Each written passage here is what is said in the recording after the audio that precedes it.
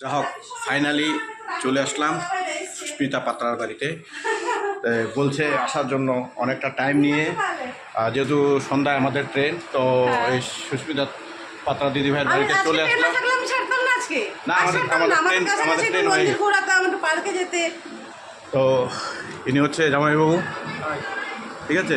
জামাইবাবু আমাদেরকে রিসিভ করে নিয়ে আসলো বাড়িতে, তো চলে আসলাম।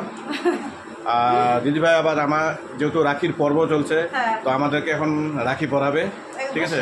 সঙ্গে থাকুন, দেখতে পাবেন। একদম একদম একদম সঙ্গে থাকবেন। রাখি পরাবে, রাখির ব্যবস্থা করলো।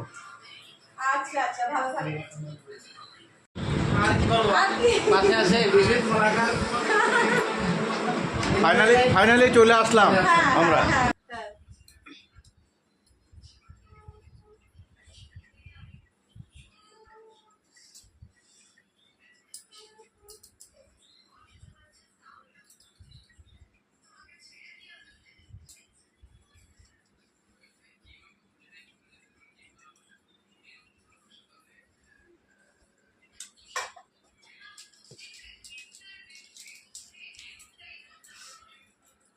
তবে এই মুহূর্তটা মানে খুব একটা স্মরণীয় থাকবে, যে আমরা কলকাতা আসার পরে যে এক দিদিভাইয়ের বাড়িতে আসলাম, তো দিদিভাই বলতেছিল আসো আসো আসো, সেই রান্না করে খাওয়াতে পারতাম, সেই টাইম সময় নিয়ে যে চলে আসলাম, এটাই বড়।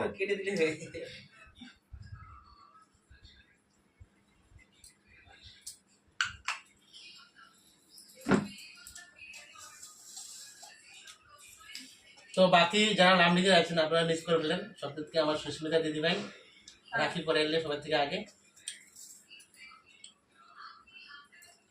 আমাদের ভাগ্যে ছিল যে এবার নতুন দিদিভাই থেকে আমরা রাখি পরবো, সেটাই আর কি এবার আবার আমাদের হয়ে গেল।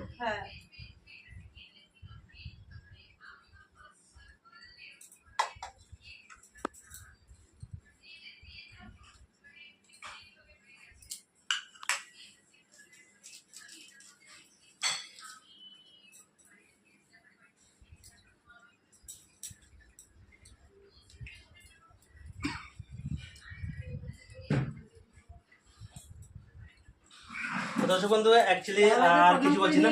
হ্যাঁ হয়েছে, ছোট্ট একটা মর্তন খাওয়ার জন্য দিলাম দিদি।